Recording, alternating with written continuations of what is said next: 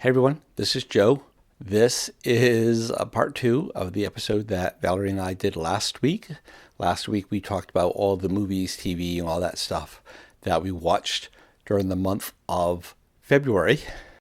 This week, what we have is us replying to the feedback that had come in for what we saw during January. Like I said last week, this is the last time this is showing up in Decahedron. We are spinning off its own podcast where Valerie and I will talk about, the movies and stuff that we watch. Next week, gaming content returns. Going to talk about a new adventure / campaign type idea I came up with. And that's it. Thanks for listening. Let's get started.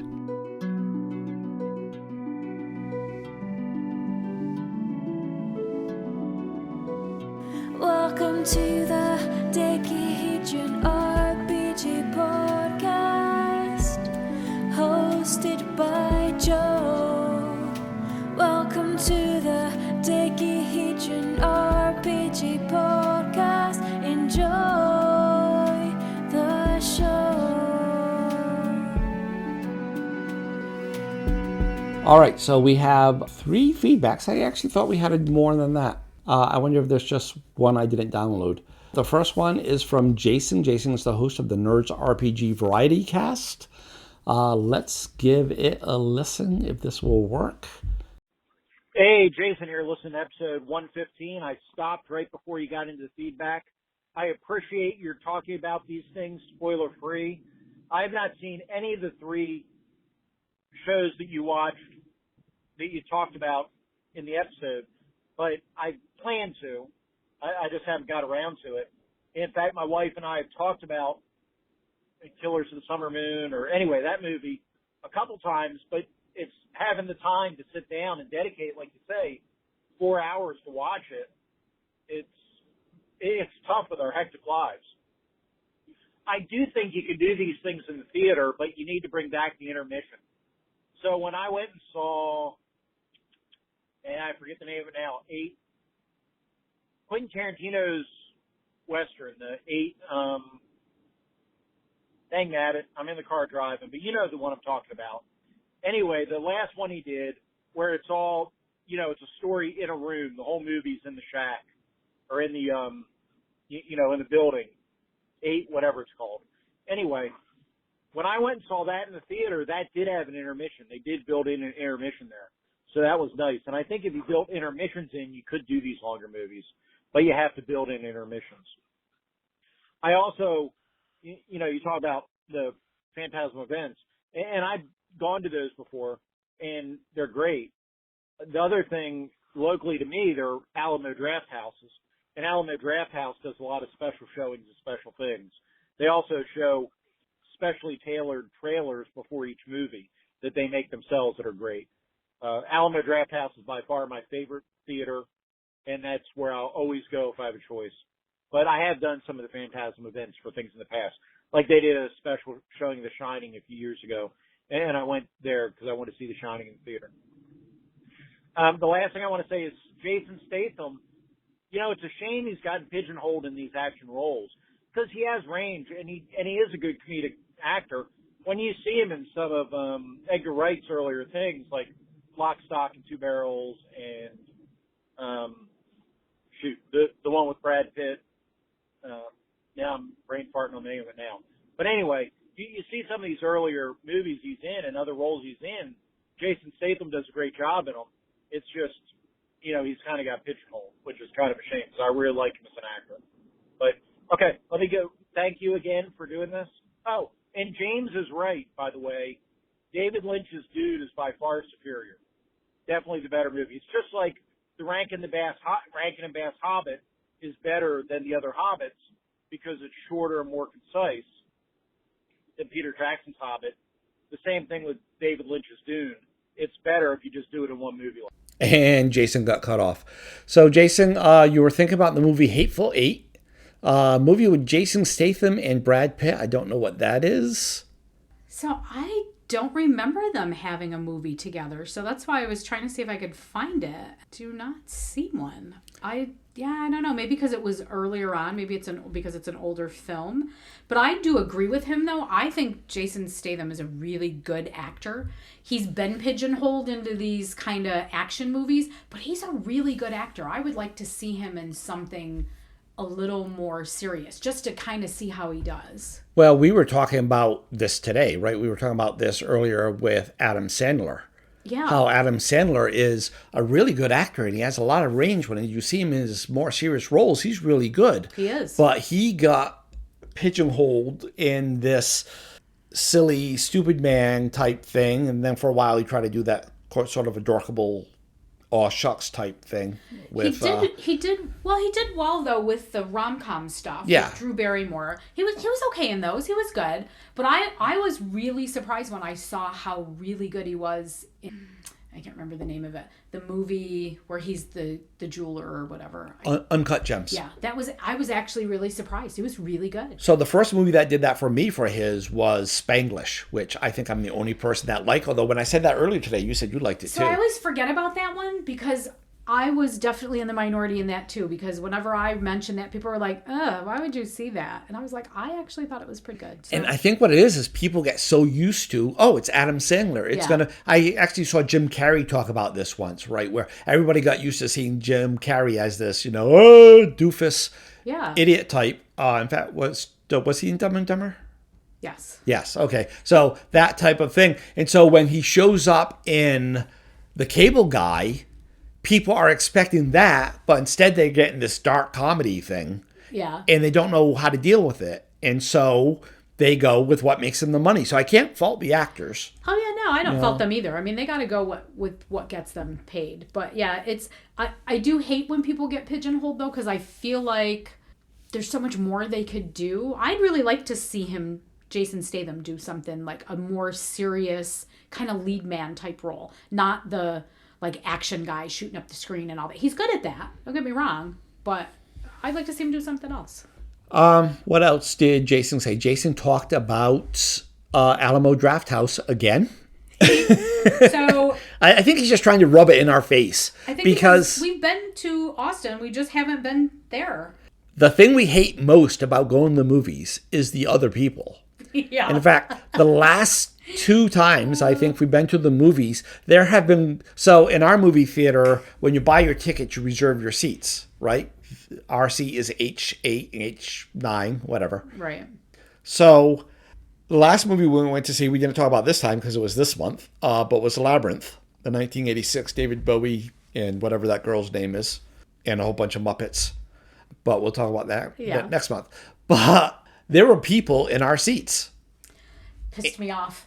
Not gonna lie, because I like to be in the back row in the middle. And when we went to see Wonka, there were people who, they weren't in our seat, but about halfway through the movie, it's like they looked at the time and said, like our ride's here type thing, and they all left. And they had been rather loud and rambunctious first, because if you're not paying for the movie, you probably don't care as much whether or not you're actually paying attention to it or not. And so that's one of the things I don't like about the multiplex thing, is that people movie hop. They go see one and then they hop into another one. And in my mind, Alamo Drafthouse is this paradise where they guard against all that. And if you so much as sneeze during a movie, they come and hit you with a ruler. And if you do it twice, they chop off your head with it. I'm okay with that. Yeah. I think because I've been watching movies for so long. I was so immersed in that as a kid. I love a good movie or a TV show or whatever. But I have the attention span of a dog. So I need to be fixed on what I'm doing. And so when I'm watching a movie, I don't want to hear people talking. I don't want to see your phone light up. I don't want you getting up 50 million times. I don't want your kids climbing over the seats. I just don't. I'm here to watch a movie. Movies are expensive. I didn't come to listen to all that. Or people, 5 kids, teeny bopper kinds, getting up in the middle of a movie and, running down the stairs, jabbering away. And it's just irritating. So I feel like we need to go to the Alamo Drafthouse just to check it out. I feel like that would be my dream movie theater. I think people should be kicked out when they do that stuff.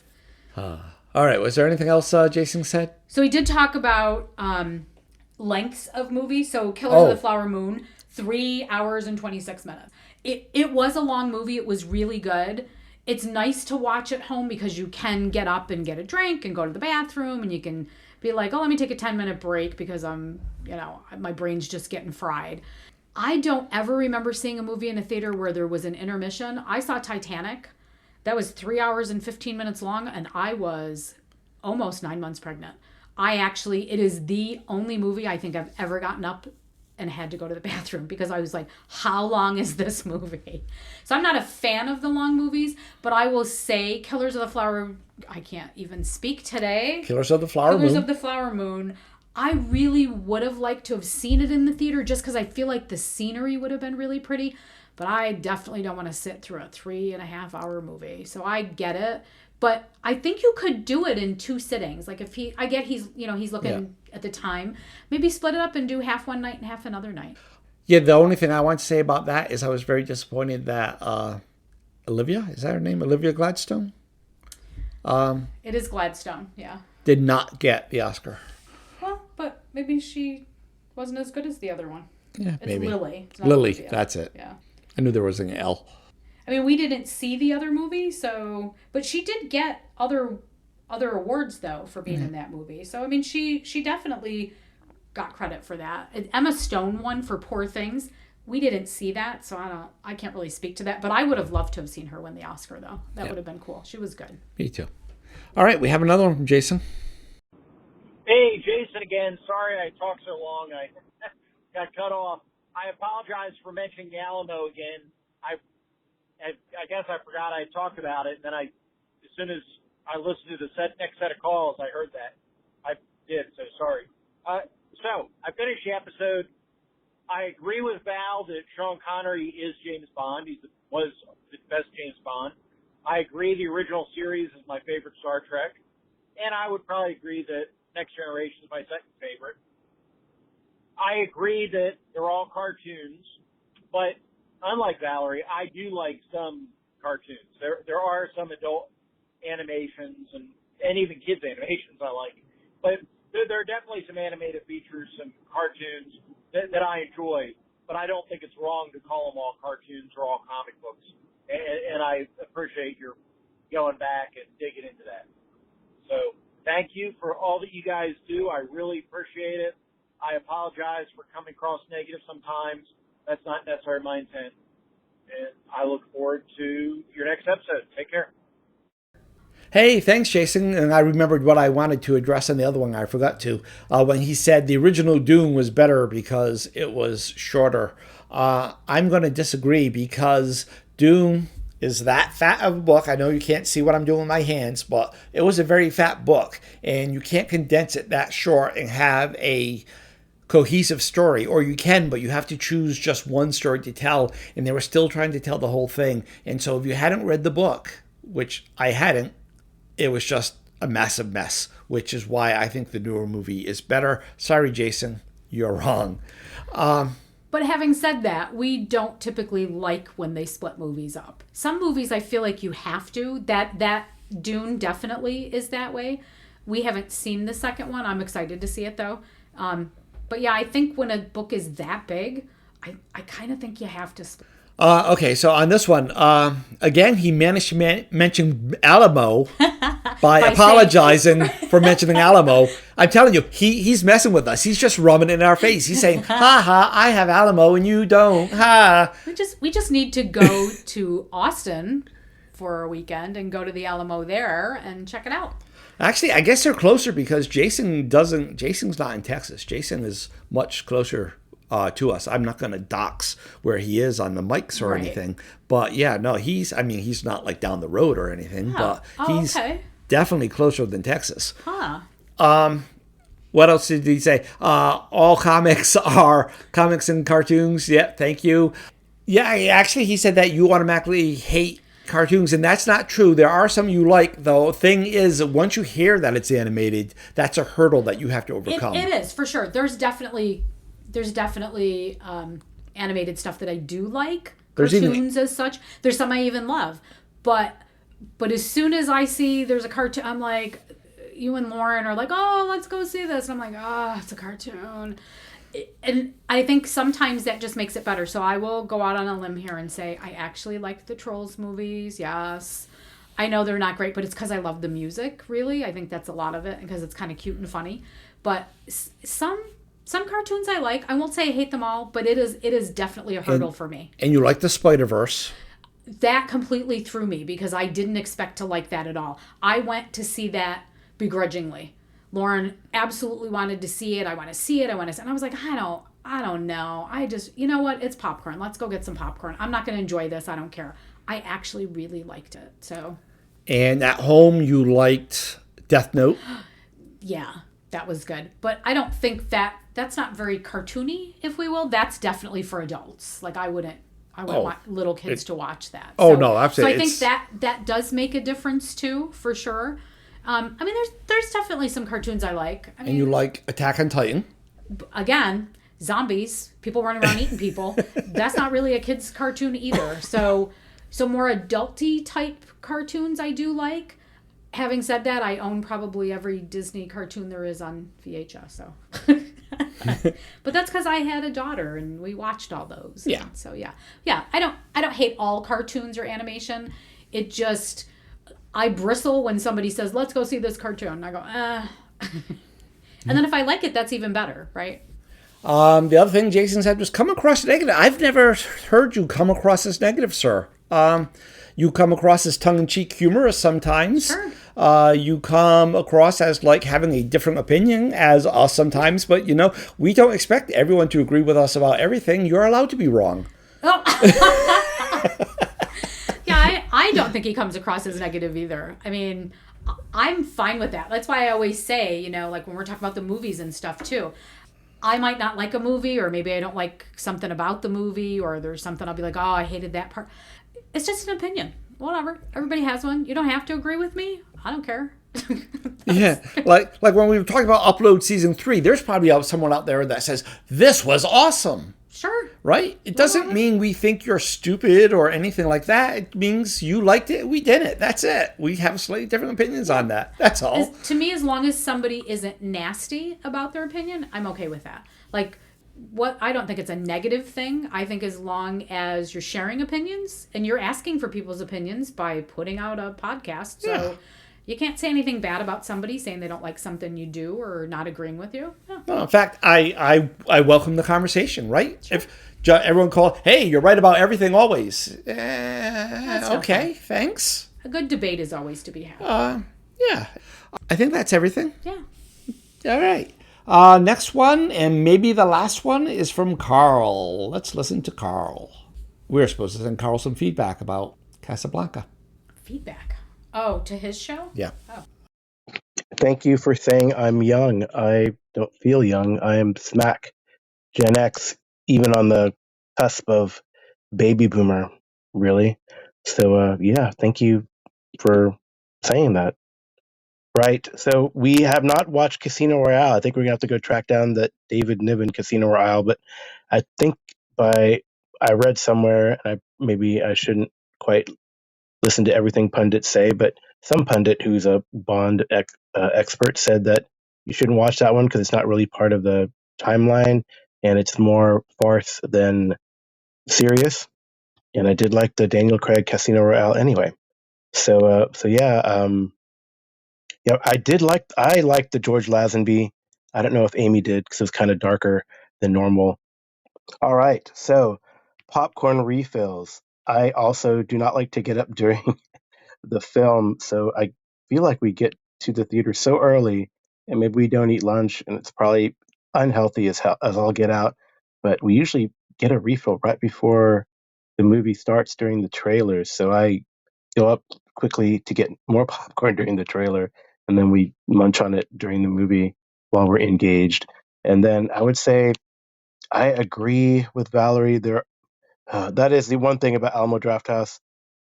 Now, while I feel like the servers are trained to only come at the beginning during the preview and towards the end of a movie to get your bill, sometimes towards the end they come at a very critical moment in the movie, and that can be hella irritating. But great stuff, guys. And hey, I'd like to call more Joe, but you're always right about all the gaming stuff, so hard to counter. Hey, Carl, thanks for that. I'm going to jump on that last bit first. Now, I get that completely because you notice the only feedback I've ever sent you was about movies, was when you and Amy had watched Treasure of the Sierra Madre. And Valerie and I are preparing to send you one about Casablanca. By the way, now we know how old you are. Well, we know how old Amy is, provided you're about the same age. So we're about 10 years or so older than you. So Gen Xers, it says anybody born between 65 and 80. Like, that's a big jump. That used to be called the Baby Busters. But anyway. No, Baby Boomers. Isn't No, it? Baby Boomers is they up the till ones before 65. that? Oh, Baby okay. Busters is when the boom was busted. So, yeah, so no, I totally get what you're saying about the gaming, because I listen to you and I'm like, yeah, okay, yeah. Just like I was saying before, the only thing I could call and say, yeah, and that's not adding value to the conversation a whole lot. So, yeah. As for Casino Royale, the David Niven version, yeah, everything that pundit says is true. It's not really part of the Bond timeline. It is more farce than anything. But it's still a fun little watch, and I will say the basic storyline here, because there's one thing that it introduces that I love the idea of that they never really address in the main movies, which is the name James Bond is like the name Dread Pirate Wesley. It comes with the job. It's just like 007. You get that number.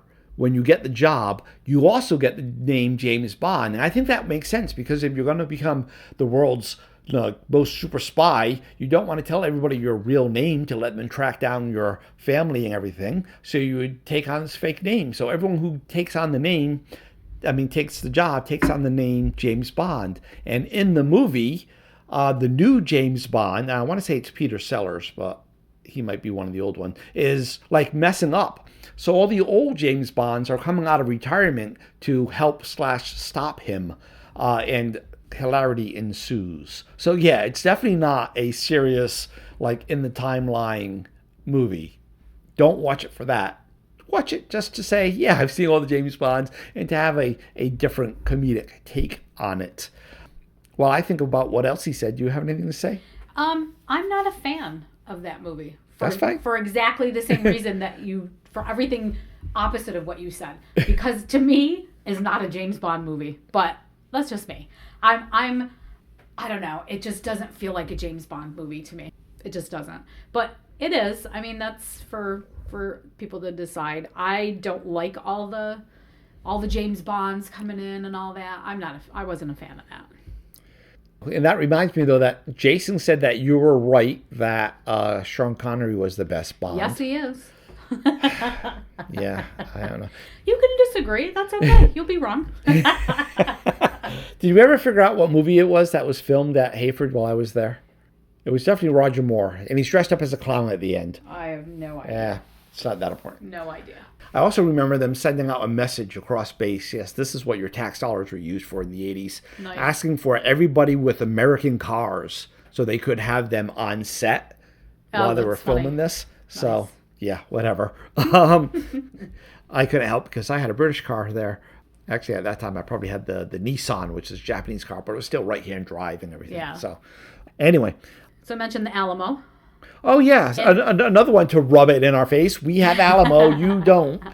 But he talks about what my biggest thing is that the waitresses do come by when you're watching the movie. Like, you see me when I'm in the movie now. Somebody gets up and walks in front of me. I'm like, oh my God, sit down. So I can't even imagine a waitress walking by me trying to get some, like, I feel like that would drive me insane. And when he was saying it even went through my mind, and at the end, I was like, you mean during the climax? Right? The best part of the movie where you're going to find out what happened to who, and yeah, I'd be pissed. Yeah, that would irritate me. I don't even like it when they do it at the comedy club. So in addition to watching movies and stuff, and actually we should add in our live performances that we go see too, because that's still entertainment. Yeah, that would be cool. We go to comedy clubs from time to time, not as often as the other stuff by any means. But yeah, they come in at the end to give you the bill and everything. It's like the headliner is still up there doing his closing jokes, and it's like, Like, can go you just away. take the bill and go? Stop talking to me. I don't want anything else. I want to hear what he's saying, because usually it's kind of like them kind of closing their set, and that's usually when their best jokes are, when they're bringing all their stuff together. And so you kind of miss stuff when they do. All right. Anything else we have to say to Carl? Yeah. So Carl and the popcorn. So I kind of think that's funny. So yes, popcorn is not good for you. I don't care. I love movie popcorn, but when we go to the movies, we also go a little early and see the previews and stuff, but we don't do refills just because we don't. I purposely don't eat dinner when we go to the movies if we go at night, or don't eat lunch if we're going at that time, because I feel like it's a meal in itself. It's a lot of popcorn. It's buttery. It's good. It can be my meal because it's not good for me. But yeah, I can't go to a movie without popcorn. That's just a thing. And so when I wasn't allowed to eat any, I was like, we can't go. All right. So that's all the feedback we have. Signing off from Decahedron for the last time for this segment. Hopefully, maybe. And signing off for our first episode of, we don't have an official name for this yet. I'm thinking Monthly Media Mayhem. I don't know. If you have a better name, send it in. Feedback line is 562-774-2278. That's 562-RPG-CAST if you like phone numbers that spell things. That's the Decahedron feedback line, but I'm going to use it for the other one. I just won't say the RPG-CAST part.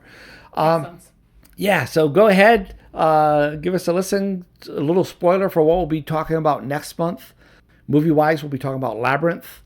TV-wise, we'll be talking about a awesome series on Apple TV called See, S-E-E. We'll be talking about, we're going to add in live entertainment. We'll be talking about a live performance of the New York Metropolitan Opera called Romeo and Juliet that we are going to actually see in New York City. And that's probably it for now. Other than that, anything you want to say, Valerie? No, I think we're good. So, everyone, thanks for listening. Do send in that feedback. And until next time, happy Gaming? Happy entertainment. Yeah. Happy life. Happy wife. Bye. Bye. Sorry. Thanks for listening to the Decahedron RPG podcast. Please come back